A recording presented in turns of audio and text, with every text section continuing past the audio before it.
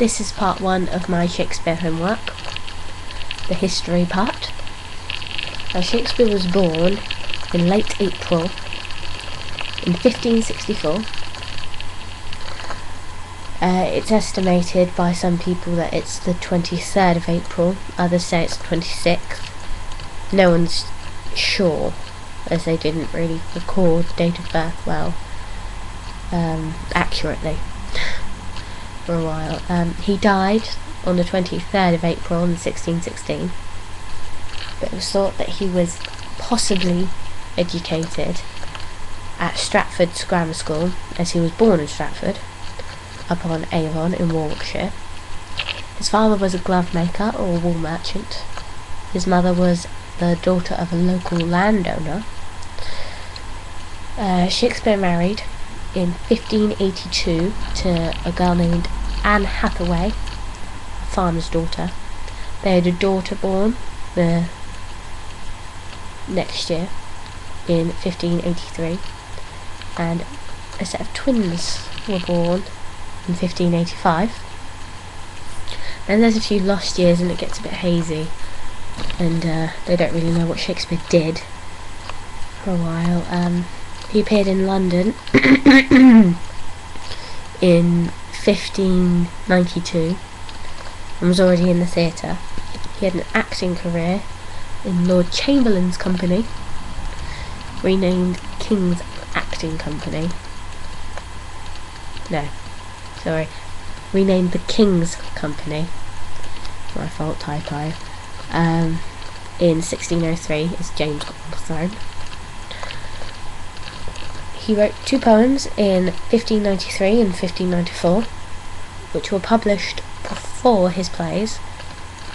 Most of his sonnets were probably written about the same time, 1593, 1594. In 1594, records of Shakespeare's plays appear.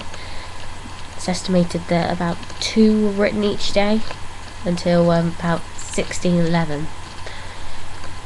His early plays included Henry IV and Titus Andronicus,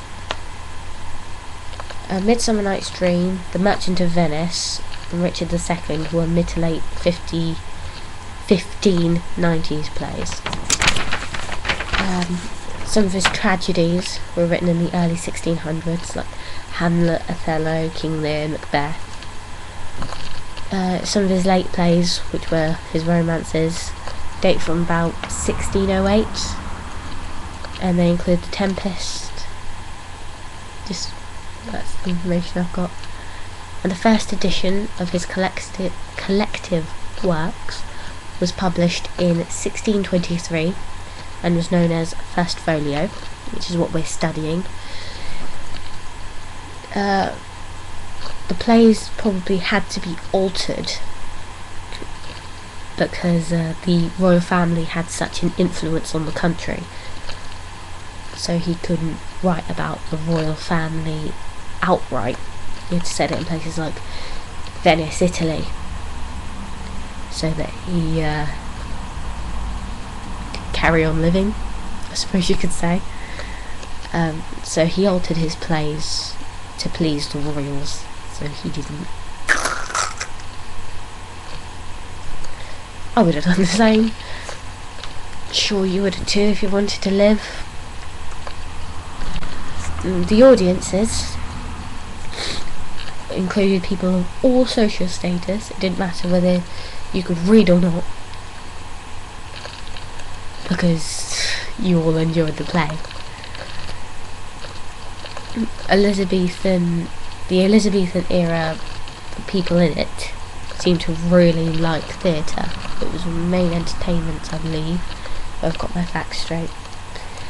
The theatre, the Globe, just the theatres they performed in, held about 1,500 people, but that doubled if you included the people who were crowding around outside trying to listen. Queen Elizabeth would only go to the inside plays, such as the ones at playhouses. She didn't go to the amphitheatre plays.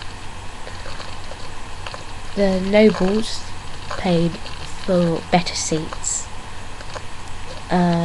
If you're really, really rich, you could pay to sit on the sidelines of the stage and watch the play from there.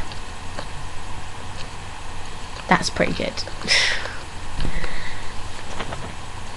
The commoners, groundlings, stinkards, as they were referred to, stood in the pit, and they paid a penny to get in at the entrance, hence the term box office. Prices did vary due to the comfort of the seats, like paying extra for a luxury seat at the cinema. They still live by the same principles, it seems.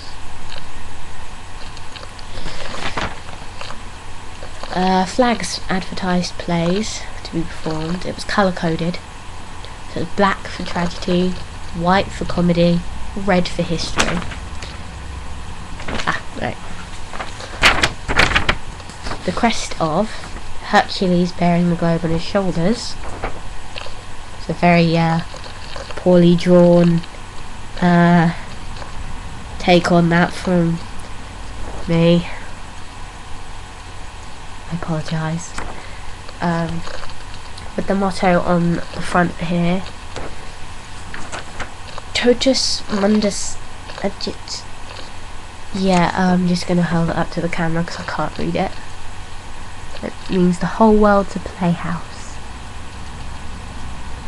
Again, poorly drawn Hercules with the globe on his shoulders. I couldn't find a picture on the internet.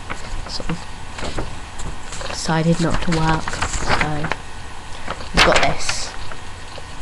It's my take on it, the information. The phrase on the flag here, the world's a playhouse, was reworded in his play, in the Shakespeare play As You Like It. All the world's a stage, as you may have heard. And obviously that play was performed at the Globe. Now, special effects. I honestly did not know they had special effects. They had smoke effects, they fired real cannons, they had fireworks for battle scenes, that's pretty cool. Flying entrances, used the rigging was up into the heavens. The facilities were basic to non-existent. It really wasn't that good.